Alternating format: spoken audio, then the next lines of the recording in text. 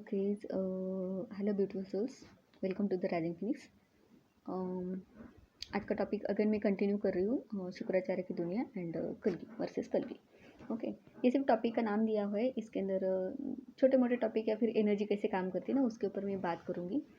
तो अगेन वही कि जिन्होंने भी कहा कि ट्विन फ्लेम नहीं होते, या फिर उनको जिन्होंने भी कन्वे किया मैसेज की ट्विन फ्लेम का कंसेप्ट कबालिक कंसेप्ट है and demonic energy, demonic world को उसको एनर्जी जाता है। ओके, तो एक्चुअली जिस पर्सन के ऊपर मुझे भरोसा था, मैं रिस्पेक्ट तो उनके लिए बहुत सारा है, अभी भी उनका नॉलेज जो ग्रेट है, ग्रेट नॉलेज है, ग्रेट एस्ट्रोलॉजर है। बट जैसे उन्होंने वो मैसेज कन्वे किया आगे और बोला, तो मैं थोड़ा सा डिसअपॉइंट हो गई, लाइक कि क्यों ऐसे बार बार। क्योंकि मैं देखो, मैं जब भी कोई पर्सन मेरे कांटेक्ट में आता है, तो जब भी वो बात करते हैं तो मैं उस पर्सन के बातों पे ध्यान नहीं देती। उसके पीछे से जो एनर्जी काम करती है, मेरा अटेंशन वहीं पे जाता है, क्योंकि मेरा क्रिएशन ही उसी के लिए हुआ है। मैं पर्सन की एनर्जी रीड करती हूँ। वो पर्सन मुँह से कितना भी मीठा मीठा बोले या फिर कितना भला बुरा बोले, लेकिन उसके पीछे का भाव क्या है, उसके वो क्यों बोल रहा है वैसे, उसके जगह पे खड़े रह के मैं उसकी सिचुएशन समझने की कोशिश करती हूँ। वो गॉड गिफ्ट है मेरे पास, या फिर मैं बचपन से ही वो मुझे पर्सन के बोलने से पहले पता चल जाता है कि क्या बोलने वाला है, क्यों बोलने वाला है। भले वो एंगर में ब्लास्ट हो रहा होगा, लेकिन उसके अंदर की जो पीड़ा है, वो पीड़ा कहाँ से आ रही, किस कोर से आ रही, किस वजह से आ रही, वो मैं महसूस कर सकती हूँ। तो इसलिए मैं यूं ही किसी के ऊपर भड़क नहीं जाती हूँ, या फिर कोई कितना भी भला बुरा कहे, अगर मैं उसे रिस्पॉन्स नहीं देती हूँ तो मुझे पता होता है कि मेरी तरफ से रिस्पॉन्स क्यों नहीं जा रहा है। और अगर जा रहा है रिस्पॉन्स एंगर में जा रहा है या फिर लव वाइब्रेशन में जा रहा है, तो उसके पीछे का रीज़न वही होता है कि मैंने उसका कोर एनर्जी मैंने महसूस कर लिया होता है। तो अगेन जिन्होंने भी, जिनके ऊपर मुझे भरोसा था और जिनके लिए मैंने 2-3 वीडियोज़ बनाए, कि उनको मैंने क्वेश्चन भी पूछे थे कि उनके सारे स्टेटमेंट का आंसर दें। तो उनके लाइफ पैटर्न जो मैंने देखे जब वो मेरे कांटेक्ट में थे, तब अभी मॉर्निंग में पता नहीं उठते बरा, मतलब कल से मैं थोड़ा डिसअपॉइंटेड थी, लो एनर्जी में थी। Low energy in the sense hurt हो गई थी कि जिनके ऊपर मुझे भरोसा था वो मेरे कांटेक्ट में है नहीं, वो उससे मैटर नहीं करता है, क्योंकि एनर्जी ऐसे ही काम करती है, मुझे पता है। हम कांटेक्ट में रहे नहीं रही ये मैटर नहीं करते, हम अलग अलग रह के कहाँ पे क्या वर्क करें वो मैटर करते हैं। तो वो एक प्योर सोल है, इनोसेंट सोल है। मैनिपुलेट हो जाते हैं वो पर्सन वो मैंने बहुत अच्छे से देखा है, ग्रुप में भी देखा है। मतलब कि वो छोटे बच्चे की तरह है। उनको अगर कोई प्रेज़ करते हैं तो उनको वो पर्सन बड़ा अच्छा लगने लगता है, और कोई अपोज करते हैं तो फिर वो थोड़े से वहाँ से हट जाते हैं या फिर स्टबर्न बन जाते हैं। वो वाला है उनका फैक्टर। तो कहने का मतलब ये था कि पता नहीं, कल मैं ऐसे ही डिसअपॉइंटेड थी। तो जब भी मैं ऐसे डिप्रेस हो जाती हूँ तो शिव जी मुझे आके मोटिवेट करके जाते। तो एक टैरो रीडिंग मेरे सामने आया। वैसे तो टैरो मुझे भी आता है, लेकिन मैं करती नहीं हूँ टैरो। तो और टैरो रीडिंग देखना भी मैंने छोड़ दिया है, ऑलमोस्ट 3 साल पहले छोड़ दिया है। तो आया, और जैसे मैंने वो बार बार आ रहा था फीड में, तो मैंने उसको ओपन करके देखा। तो उस लेडी ने जितनी भी बातें की वो सारे के सारे मैंने मेरे वीडियोज़ में कही हुई है, कि डिवाइन सोल्स कैसे होते हैं या फिर ट्विन फ्लेम्स कैसे होते हैं। तो वो सारे की सारी बातें उसमें कही, और सारे के सारे मेरे ही वर्ड्स यूज़ किए थे। तो मैं समझ गई कि ये शिव जी मुझे मोटिवेट कर रहे थे। और हेडिंग ये था कि तुम अकेले 100 के बराबर हो, मतलब 100 दुश्मनों के बराबर हो, 100 सोनार की 1 लोहार की, ऐसी तुम्हारी कंडीशन है। मतलब सामने से एक लोग 100 बातें मीठी मीठी करके लोगों को भ्रमित करने की कोशिश करें या फिर तुम्हें ट्रैप करने की कोशिश करें, लेकिन तुम्हारी एक ही बात ऐसी निकलेगी कि उनकी 100 बातों को काटेगी। तो वही सिनेरियो चल रहा है मेरे साथ भी। तो मैं समझ गई कि कोई शिव जी मुझे गाइड कर रहे। तो पता नहीं, आज मॉर्निंग से मुझे लग रहा था कि जहाँ से भी मैंने शुक्राचार्य का जो भी टॉपिक निकला था हमारे ग्रुप में ही, वो सर ने वो किया हुआ था, वो पर्सन ने, कि शुक्राचार्य की दुनिया। तो हम भी उनको मानते थे, बहुत सारे फैक्ट्स है। तो जो जो भी वीडियोस थे, जो भी मैटर जहाँ से भी निकला था, तो रिसर्च वापस से मैं सुनूँ, तो वो वापस से मैंने सुना। पता नहीं मुझे, मतलब बार बार मैं बोल भी रही थी कि देखा हुआ है, क्यों देखूँ ना मैं उसको बार बार, पता नहीं अंदर से लग रहा था कि कुछ तो मिसिंग हो रहा है, कुछ तो मिसिंग हो रहा है करके। तो मैंने वापस से वो वीडियो सुने। तो मुझे वापस से उसमें से वो फिर से मुझे वो पैटर्न दिखाई दिए, जो उन पर्सन के लाइफ में मैंने देखा। एक मेन इम्पॉर्टेंट पॉइंट मुझे उसमें मिला कि जो भी वो दरगाह पे जाके मन्नत मांगते हैं ना बच्चों के लिए, या फिर उनकी मन्नतें पूरी होने के लिए जो भी मांगते हैं ना, तो दरगाह पे ऐसे है कि मन्नतें पूरी हो जाती है, लेकिन वहाँ का रूल ऐसा है कि जिसने मन्नत मांगी है वो वहीं पे रहेगा, उसको मुक्ति नहीं मिलेगी। उनका बच्चा जो है वो उसको उसको कोई कुछ नहीं करेगा, उसका सोल ट्रैप नहीं होगा, लेकिन जिन्होंने मन्नत मांगी वो ट्रैप हो जाएंगे। तो वो बात सुन के मुझे थोड़ा सा हर्ट भी हुआ, क्योंकि वो पर्सन के साथ भी वैसे ही हुआ है जिन्होंने ट्विन फ्लेम के बारे में बोला था कि ट्विन फ्लेम नहीं होते एंड ऑल दैट। तो बस वो वर्ड का खेल था, ट्विन फ्लेम वर्ड का। तो मुझे थोड़ा सा बुरा लगा, क्योंकि उनके मॉम ने भी यही किया था कि दरगाह पे जाके मन्नत मांगी थी।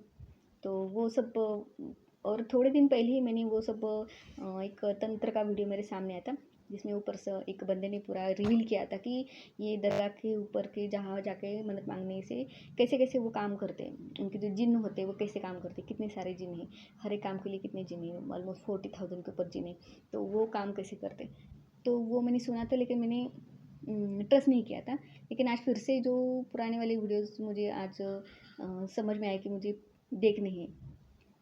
तो उसमें वो क्या बोलते हैं, इतिहासकार जो है ना, तो उन्होंने वो मेंशन किया कि उनका भी सेम एक्सपीरियंस रहा था, वो भी दरगाह पे गए थे और उनको भी मन्नत पाने के लिए कहा गया था। लेकिन फिर उन्होंने पूछा कि कैसे कैसे काम करते हैं, तब जाके वहाँ के दरगाह के जो फ़कीर थे तो उन्होंने बोला कि ऐसे ऐसे वो काम करता है करके। तो उन्होंने बोला कि नहीं, फिर हमें उसको मन्नत नहीं मांगनी करके, क्योंकि हमें यहाँ पे ट्रैप नहीं होना है, तो सोल को ट्रैप नहीं करना है। तो ये शुक्राचार्य की दुनिया का हार्वेस्टिंग वाला जो पैटर्न है, जहाँ पे अभी एक मैंने बीच में ट्रेंड निकला हुआ था हमारे ग्रुप में भी, एक कुछ डिवाइन फेमिनाइंस थी, जो क्या था ये, लॉ ऑफ वन की जो बुक है जिसमें हार्वेस्टिंग का बोला गया है। तो पता नहीं, वो लॉ ऑफ वन की बुक को तो मैं कनेक्ट ही नहीं कर पा रही थी, क्योंकि जैसे मैंने 3-4 वो सुने उसके वीडियोस, मतलब जो रीड कर रहे थे वो बुक को, तो वहीं पे मैं, जैसे मैंने कहा कि मैं एनर्जी रीड करती हूँ, तो मुझे तभी समझ में आ गया था कि मैट्रिक्स का खेल है करके। तो मैंने कंटिन्यू नहीं किया, क्योंकि उसमें भी सारे हार्वेस्टिंग वाला ही बोला है कि सोल को हार्वेस्ट किया जाएगा। तो ये शुक्राचार्य दुनिया का है, वो सोल हार्वेस्टिंग करना और उनको वापस से उनकी स्पिरिचुअल एनर्जी खींच के वापस से उनको बर्थ में वापस ले आना साइकिल में। तो इन पर्सन के साथ भी जिन्होंने ट्विन फ्लेम के बारे में परसों बोला था, तो उनकी वो बात रही थी, उनके मॉम ने भी किया था, उनके लिए मन्नत मांगी थी और इन्होंने जाके वो मन्नत कंप्लीट करके आए कुछ सालों बाद। तो यहाँ पे मैं मेरा एक एक्सपीरियंस बता देती हूँ। मैं जब गई थी अजमेर, एक्चुअली हम राजस्थान गए थे, हमारी नेशनल कॉन्फ्रेंस थी, इंटरनेशनल कॉन्फ्रेंस थी वहाँ पे। तो हम गए थे, राजस्थान देखना भी था, क्योंकि दिल्ली मेरी सबसे फेवरेट सिटी थी, लेकिन अभी उसके बाद राजस्थान बन गई है। तो हम ऑलमोस्ट 10-12 पोस्ट ग्रेजुएट स्टूडेंट थे, तो हम गए थे और अजमेर अभी गए थे, तो अजमेर भी जाना था। तो हम गए अजमेर के दरगाह पे। तो जाने के बाद वहाँ पे जैसे हम हमारे मंदिर में जैसे चढ़ावा चढ़ाते या फूल वगैरह लेके जाते, तो वहाँ पे भी वो फूलों की पड़ी, या फिर आप जो चाहे चादर वगैरह चढ़ा सकते हैं। तो हमने भी वो फूलों की टोकरी वगैरह ले ली। तो सब पहले तो हमने छोटे छोटे लिए थे, लेकिन वो फूल वाला ने बोला कि अरे क्या इतनी कंजूसी कर रहे हो वगैरह वगैरह, बड़ी टोकरी ले लो करके। तो फिर अभी वहाँ पे कौन बोलेगा ज़्यादा, तो हमने बड़ी वाली टोकरी ले ली। तो अंदर जाने के बाद हुआ ऐसे कि हम 5-6 लड़कियाँ थी और बाकी 7-8 लड़के थे। तो पता नहीं मेरे पीछे से कोई ऐसे तेज़ी से चल चल के आया एक मुस्लिम बंदा, और उसने मेरे हाथ को धक्का दिया, और हाथ धक्का दिया और मेरे हाथों से वो टोकरी गिर गई नीचे फूलों की। तो अभी क्या करें ना, गिर गई तो गिर गई। तो फिर साइड में जो मौलवी या फिर जो भी उनके फ़कीर लोग बैठे थे, तो उन्होंने अरे अपशकुन हो गया वगैरह, कुछ नहीं बेटा, जाओ जाओ आगे करके। तो फिर मैं थोड़ा वहाँ पे डिसअपॉइंट, ये क्या हो गया ना एकदम अचानक से ऐसे कैसे ठोकरी गई। और वो बंदा धक्का दे के भाग भी गया आगे, उसने पीछे मुड़ के देखा भी नहीं कि क्या मतलब गिर गया, सॉरी बोलो वगैरह वगैरह, ऐसे कुछ नहीं बोला उसने। और गर्दी में से वैसे वो भाग गया। तो बोला, अच्छा छोड़ो चलो। जब हम अंदर गए तो हमें वो जो भी उनके रहते दरगाह के इसमें, तो उन्होंने हाथ भी लगाने नहीं दिया। उन्होंने बोला कौन कौन पैसों का डोनेशन दे रहा है वही हाथ लगाएगा, नहीं तो कोई हाथ नहीं लगाएगा। तो हमें दूसरे दरवाजे से बाहर निकाल दिया। तो हम ऐसे एक करके बाहर आके, बाहर एक कट्टा है, तो वहाँ पे आके हम बैठ गए मुँह लटका के। बाकी लोग हमारे पीछे से आ रहे थे ना, तो हम आए, फिर चप्पलें वगैरह देखी इधर उधर गिर पड़ी थी, तो वो चप्पलें पहनी और हम आ गए। तो सबका एक्सपीरियंस सेम ही था कि लूट मार का ही धंधा चल रहा था वहाँ पे। जो पैसे दे रहे थे उन्हीं को हाथ लगाने दिया जा रहा था, या फिर वहाँ पे खड़े भी एक आधे मिनट के लिए भी आप खड़े नहीं रह सकते थे अंदर। तो ऐसे था। और हमारे तो मुंह पे बोला गया, अरे तुम लोग को बच्चे हो, तुम लोग को समझ में नहीं आता क्या पैसे वैसे देने चाहिए वगैरह ऐसे करके। तो मेरे हाथ से तो टोकरी वैसे भी गिर गई थी तो मेरे साथ तो अपशकुन ही हो गया था। तो वहाँ से हम चले आए और फिर आगे थोड़ा शाम हो गई थी हमारी, 7 बज रहे थे, 6:30 7 बज रहे थे और आगे पुष्कर भी जाना था। तो लड़के जो थे उनका प्लान अलग से तय था कि वो पुष्कर जाने वाले आगे। तो पुष्कर हमें भी जाना था, लेकिन शाम हो रही थी और ट्रैवलिंग भी शायद कुछ 1 घंटे का कुछ तो था। तो हम लड़के ने मना कर दिया। अभी देखो पुष्कर में जो है वो ब्रह्मा का पूरे वर्ल्ड में एक ही मंदिर है जहाँ पे ब्रह्मा जी का सर पड़ा हुआ है, जो हमारे शिव जी ने काटा हुआ था, जो वेदों का बुराई कर रहा था। तो वो सर जाके वहाँ पे गिरा हुआ था और वही सर उठ के फिर आगे ईरान इराक में जा गया और वहाँ पे जो अब्राहिम वाला जो है वर्सेस सारे जो हमारे अथर्ववेद से उठाए गए हैं, तो वो सारे के सारे स्क्रिप्ट वहाँ से आए हुए हैं। तो पुष्कर के लोगों को पता है वहाँ के कि ये उन्होंने बोला कि आपके आप ही के हिंदू वर्ड का सर है, जो आपके हिंदू धर्म में वहाँ पे मायने नहीं रखता, लेकिन हमारे लिए बहुत मायने रखता है, वो हमारे गॉड की तरह है, तो वो वर्शिप करते हैं उसको। तो ये सारा सिनेरियो समझने के बाद सुबह मॉर्निंग में मुझे ये सब समझ में आ गया कि ये क्या गेम चल रहा है। तो वो उस डिवाइन सोल के लिए बस मुझे इतना ही कि हाँ, आई एम प्रिटी श्योर कि वो इसमें से बाहर निकलेंगे। भले ही शुक्राचार्य की एनर्जी उनके थ्रू काम कर रही होगी, क्योंकि उनके मम्मी ने मन्नत मांगी, फिर उन्होंने जाकर छोड़ी भी, फिर उनके एक आँख चली गई और वही एक्सीडेंट जो अफ्लिक्टेड वीनस के जो साइन दिख रहे थे उसमें से, फिर उन्होंने जो जो बोला। और शिव जी के बारे में पहले, अभी वो बहुत बड़े शिव भक्त है, उनके पास ले भी शिव भक्ति से जुड़ी हुई ये मुझे पता है अच्छे से। तो बीच में फिर उन्होंने शिव को छोड़ा। वही फिर वो होता है ना कि जैसे जैसे हम स्पिरिचुअल में पढ़ते हैं आगे, तो हमें लगता है कि क्या है ये, मतलब शिव जी हर असुरों को भी वरदान देते, नहीं देते तो फिर इतना बवाल क्यों मचता ना, जैसे हम आप ये सफ़र करें। बट अगर कॉमन मैन कोई भी ऐसे ही सोचेगा, तो उन्होंने भी वैसे ही सोचा। फिर विष्णु जी के भक्त बन गए, लेकिन विष्णु जी ने दर्शन नहीं दिया। तो फिर से वही ना, विष्णु विनस का जो क्रॉस है वो वाला वहाँ सिनारियो उनके साथ वैसे वैसे दिखे। मतलब उनके एक्सपीरियंस जो रहे वो मैं उसके थ्रू में मैंने जो देखा पैटर्न, वो मैं बताने की कोशिश कर रही हूँ। अभी विष्णु के मंदिर में तो मैं खुद भी नहीं जा पाई हूँ, क्योंकि मैं खुद विष्णु के होली प्लेस में बॉर्न हुई हूँ, लेकिन अभी तक उनके चरण स्पर्श मैं भी नहीं कर पाई हूँ। हाँ, लेकिन मंदिर जाती हूँ, मैं दर्शन करके आती हूँ, लेकिन बाहर से सिर्फ, अंदर में अभी तक जा नहीं पाई। हाँ, शिव मंदिर में मैं बहुत बार जा चुकी हूँ। मंदिर में वैसे भी मैं भी नहीं जाती हूँ, क्योंकि शिव भक्त हो तो हमारे लिए, फार्मर की बेटी हो तो हमारे लिए हमारी धरती माँ है और आकाश ही हमारा बाप है, माए बाप है। तो सूरज ही हमारे माए बाप है। सूरज को प्रणाम किया तो बस हमारा ईश्वर तक प्रणाम पहुँच गया, ऐसे हम मानते हैं। तो मंदिर और मूर्ति पूजा नहीं है, करते हैं, लेकिन ऐसे कुछ कंपलसरी नहीं होता, या फिर हम उसमें नहीं मानते। प्रकृति हमारे लिए सब कुछ है। तो ऐसे, तो ये सारे पैटर्न मैंने देखे हैं उनके इसमें, and I am pretty sure कि वो इसमें से बाहर निकल के आएंगे। बस मेरे कहने का मतलब सिर्फ इतना है, मैं थोड़ी डिसअपॉइंट हो गई थी कि ये पर्सन से मुझे उम्मीद नहीं थी कि ये ऐसे डिसेप्शन में चले जाएंगे, या फिर इसमें से निकल आए, लाइक कि शुक्राचार्य की एनर्जी या डेमनिक एनर्जी ऐसे का। एक्चुअली देखो, एनर्जी ऐसे ही काम करती है, पता है क्यों वो करती, कि हमारे अंदर कुछ ब्लॉकेजेस जो रहते हैं। अभी इन पर्सन का अगर मैं बोलूँ, जिन्होंने ट्विन फ्लेम के बारे में कुछ दिन बोला था कि ट्विन फ्लेम एग्जिस्ट नहीं करते, तो उनके अंदर का जो फैक्टर अगर मैं देखूँ, तो उनके अंदर से फियर फैक्टर है, जो फियर फैक्टर की वजह से वो खुद के लिए स्टैंड नहीं ले पाते। मतलब लेते हैं, लेकिन उस लेने में कि एंगर में जब कोई अपोज करता है, तो वो वाला अलग वाला एंगर होता है, स्टैंड लेना एक अलग बात होती है। तो वो उनमें मतलब थोड़ा सा कम लगता है, करेज वाला जो पार्ट लगता है वो कम लगता है। अभी उनके पर्सनल इश्यूज़ रहे होंगे उसके, या फिर उनके चाइल्डहुड के ट्रॉमास रहे होंगे उसकी वजह से, लेकिन सोल प्योर है, इतनी मुझे पता है। एंड क्या बोलूँ, हाँ, और बीच में उनको जो ड्रीम आए थे, वो भी उन्होंने उनके चैनल पे शेयर किए थे कि वो पाकिस्तान जा रहे करके। बस में बैठ के आई थिंक उन लोगों को बचाने जा रहे थे समथिंग, वो मैं भूल गई क्यों गए थे, लेकिन उनको ड्रीम आया था और उन्होंने ये भी बोला था कि पाकिस्तान के वो लोग मुझे पसंद है ऐसे करके। तो मैं वही सोच रही थी कि इतना सारा शुक्राचार्य से रिलेटेड इनके थ्रू ही क्यों आ रहा है ना, और शुक्राचार्य की दुनिया को ये इतने अच्छे से क्यों डिकोड कर पा रहे हैं। तो ये मुझे समझ में नहीं आता। तो इनके सारे लाइफ पैटर्न, एक आँख चली गई वगैरह वगैरह, और उम, क्या बोलूँ मैं, मैट्रिक्स के बारे में लोगों तक बातें पहुँचाना। तो यहाँ पे मैं सिर्फ इतना कहना चाह रही हूँ कि देखो, दिखाने के लिए तो ऐसे दिख रहा है कि हम लोगों की हेल्प करें कि मैट्रिक्स के बारे में लोगों को बता के, लेकिन डेमोनिक एजेंडा ये है कि उनको सिर्फ लोगों के दिमाग तक पहुँचना है। क्योंकि कलियुगा में कलियुग ऐसे ही काम करने वाले हैं, सॉरी कली जो है, कली दानव जो है वो ऐसे ही काम करने वाले हैं, उसको लोगों के दिमाग तक पहुँचना है। जितना लोग मैट्रिक्स के बारे में सुनेंगे कि हम यहाँ पे ट्रैप है, ट्रैप तो सभी है, लेकिन है क्या ना कि जिनको पता नहीं है तो वो रोज़ उठ के काम पे जाते हैं, करेंसी कमाने के लिए जाते हैं, लेकिन उनके मन में भाव यही होता है कि हम ईश्वर ईश्वर जो कर रहे हैं सब ईश्वर कर रहे हैं, है ना।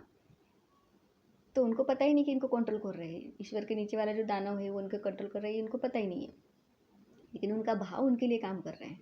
वो सोचते कि हम विष्णु की दुनिया में जी रहे हैं। तो एक पॉजिटिव एनर्जी है वहाँ पे। लेकिन अगर हम उनको बता दें कि नहीं नहीं विष्णु नहीं, ये दानव तुम लोगों को कंट्रोल कर रहे हैं, तो बेचारे क्या करेंगे, अगर डर गए वो, तो यही तो एजेंडा है डार्क फोर्सेस का कि आपको आपके डिवाइन से दूर करना है। आपके दिमाग में डिवाइन की बातें कम और मैट्रिक्स की बातें ज़्यादा चलें, तभी जाके वो आपके माइंड को हाईजैक कर सकते हैं, नहीं तो नहीं कर सकते। बस यही मुझे बताना था कि एनर्जी ऐसे ही काम करती है, अल्केमी ऑफ एनर्जी यही होती है। तो इसको थोड़ा समझिए, थोड़ा डीप है, बहुत अलग अलग तरीके से काम करती है। ये मेरे पास्ट लाइफ के एक्सपीरियंसेस रह चुके हैं, इसलिए मैं बता पा रही हूँ। ये इस लाइफ के एक्सपीरियंसेस नहीं है। तंत्र का नॉलेज भी मेरा पास्ट लाइफ से आया है। तंत्र मतलब वो वाला तंत्र नहीं जो आप black magic and all that सोचते, वो वाला नहीं। अल्केमी ऑफ एनर्जी जो बोलते हैं वो वाला मैं बोल रही हूँ। तो बस यही कहना था। और क्या बोलूँ मैं, लेकिन देखो एक और डीएफ है, लेकिन अब अभी वो वही बंदा एक पर्सन के में एक और थोड़े से गलतियाँ बोलूँ, या फिर उनकी तरफ से वो हो गया बोलूँ, या फिर वो डेमोनिक एनर्जी ने उस पर्सन के थ्रू ऐसे काम करवाया, या फिर हुआ जो भी वर्ड्स उनके मुँह से निकले। उसमें हुआ कि मेरे ग्रुप में एक डीएफ थी जो उस पर्सन को बहुत मतलब रिस्पेक्ट करती थी, लेकिन एक प्यार से थोड़ा सा ऐसे आ रहा था कि वो फ्लर्टिंग कर रही करके। तो उन्हीं पर्सन ने उसके ऊपर एलिगेशन लगाया कि वो फ्लर्ट कर रही करके। तो फिर उसको ग्रुप से निकाल दिया गया, वो मतलब वो निकल गई ग्रुप से। फिर उसके बाद मुझे नहीं पता था वो टाइम पे कि क्यों निकल गई, लेकिन वो मुझे बाद में अभी अभी पता चला। एंड तो जब पता चला तब भी मेरा दिल बैठ गया कि ऐसे कैसे स्पिरिचुअल लोग हैं, जिसने एलिगेशन लगाए वो उसको मैं कैसे स्पिरिचुअल मान लूँ कि डीएफ के ऊपर फ्लर्टिंग के एलिगेशंस लगा दिए। और डीएफ के बारे में सोचूँ तो फिर उसके ऊपर भी मुझे लगा ये कैसी स्पिरिचुअल डीएफ है कि इतना भी पर्सनल होने की क्या ज़रूरत है किसी, भले आप मतलब उसको गुरु माना हो या फिर फादर का दर्जा दिया हो, फ्रेंड का दर्जा दिया हो, ऐसे कैसे। तो वो भी मुझे अच्छा नहीं लगा। फिर बाद में वो डीएफ ने एक गुरु शिष्य के पर भी एलिगेशंस लगाए, उसको अलग नाम देने की कोशिश की, तब भी ये पर्सन ने वहाँ पे भी कुछ नहीं बोला। वो भी मुझे अच्छा नहीं लगा कि कहीं तो स्टैंड लेना चाहिए, कहीं तो स्पीकअप होना चाहिए। हर जगह पे अपना काम चलाने के लिए या फॉलोअर्स बढ़ाने के लिए किसी की नज़र में मेरी इमेज डैमेज ना हो, इसलिए चुप बैठना ये भी पाप ही होता है। तो इसीलिए वापस से जब वो पर्सन मेरे ग्रुप से निकल गए तो मैंने उनको वापस नहीं बुलाया, क्योंकि ये सारे रीजंस थे उसके पीछे के स्पिरिचुअल होने के बाद भी ऐसी घटिया हरकतें कैसे हो सकती हैं। जो गलत था वहाँ पे गलत भी नहीं बोले वो। एंड अभी ऐसे है कि जिसके ऊपर एलिगेशन लगाए थे इसके फ्लर्टिंग के, अभी वही उनकी सबसे बड़ी बेस्ट फ्रेंड बन गई है। तो और उसी लड़की ने उनको असुर भी बोला था। तो ये भी एक एनर्जी का गेम था कि क्यों असुर बोला गया, उस लड़के ने उनको असुर बोला क्यों, गुस्से में आके बोला होगा, जैसे भी बोला होगा, क्योंकि उस लड़की का पास्ट मुझे पता है। वो लड़की विष्णु धाम से आई हुई, उसकी सोल डीएफ विष्णु धाम से आई हुई है, ये मुझे पता है। और उसने उस पर्सन को, जिन्होंने ट्विन फ्लेम नहीं होते ऐसे बोला, तो उस पर्सन को इस लड़की ने गुस्से में असुर भी बोल दिया था। अभी जिसको असुर बोला, फिर उस बंदे ने इसको फ्लर्टिंग एलिगेशंस भी लगाए। अभी दोनों एक साथ हैं देखिए, दोनों अच्छे फ्रेंड भी बन गए, एक दूसरे के चैनल को सपोर्ट भी करते हैं। तो मैं गेम को समझ नहीं पा रही कि चल क्या रहा है, मतलब विष्णु जी भी इसमें गेम खेल रहे हैं और शुक्राचार्य भी गेम खेल रहे हैं। ओके, सो गेम तो मुझे समझ में आ गया क्या चल रहा है कि देखो, शायद हमारे इंसानी दिमाग को नहीं पता होगा, लेकिन हमारी सोल को पता होता है कि सामने वाली एनर्जी क्या कर रही है या फिर किस लेवल की एनर्जी है। तो क्या पता मोहिनी की जादू चल गई असुर के ऊपर, या फिर अभी अभी अप्सरा का काम ही होता है कि असुरों को बहलाना फुसलाना, या फिर जो भी है। ये भी एक तरफ से समझ सकते हैं। अभी विष्णु की माया है, अभी मैं इसको विष्णु की माया समझूं या फिर क्या बोलूँ, मैं असुर की माया समझूं। लेकिन ये सिर्फ एनर्जी लेवल पे अंडरस्टैंड करना है, इसमें मैं किसी पर्सन को पर्सनली नहीं बोल रही हूँ। मैं सिर्फ एक एनर्जी का पैटर्न जो मैंने यहाँ पे देखा है वो सिर्फ मैं एक्सप्लेन कर रही हूँ कि एनर्जी ऐसे ही काम करती है। क्या पता आगे चल के मेरा भी दिमाग हाईजैक हो जाए।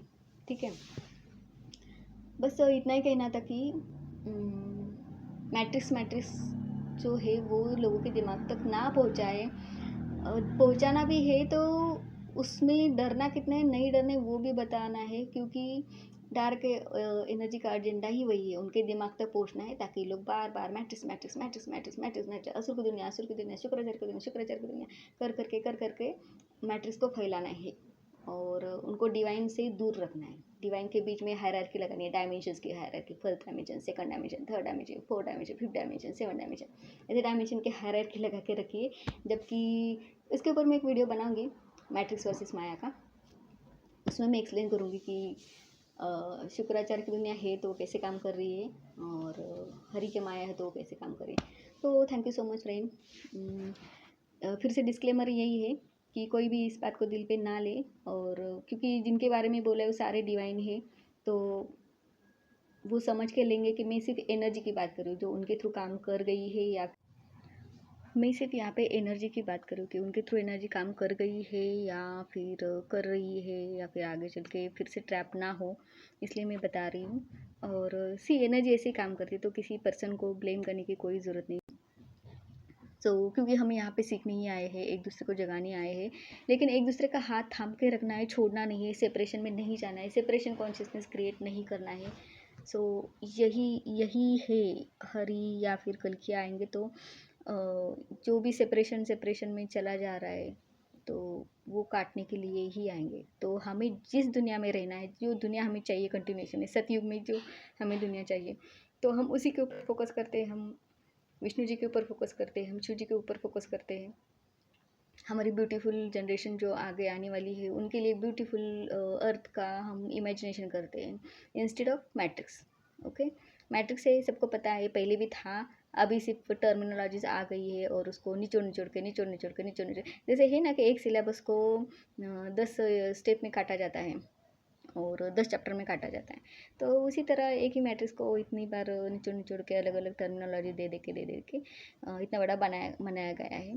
तो थॉट्स से ही क्रिएशन होता है, तो क्रिएशन में आपको विष्णु की दुनिया क्रिएट करनी है या मैट्रिक्स क्रिएट करना है, वो हर एक के ऊपर डिपेंड रहेगा। So thank you so much friends, thank you.